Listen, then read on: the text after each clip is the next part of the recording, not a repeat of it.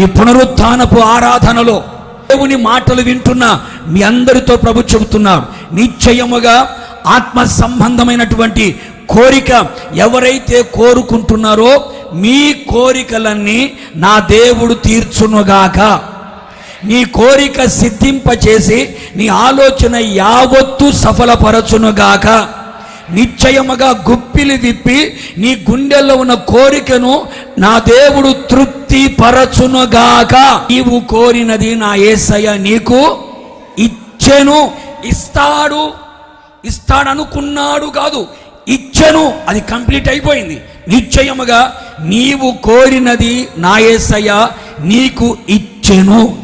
ఆయన సన్నిధిలో, ఆయన సముఖములో, ఆయన పాదముల చెంత చేరి మనం ఏదైతే కన్నీళ్లతో ప్రార్థన చేస్తూ విశ్వాసముతో యేసయ్య పాదముల మీద పడి ఆయన తప్ప వేరొక దిక్కు మనకు లేదు, ఆయనే మన సర్వస్వము అని అనుకొని ఎవరైతే యేసయ్య పాదాల దగ్గర కూడి యేసయ్య పాదాల దగ్గర పడి ఆయన సన్నిధిలో కోరుకుంటున్నారో నిశ్చయముగా వారు కోరినది నా యేసయ్య ఇచ్చునుగాక.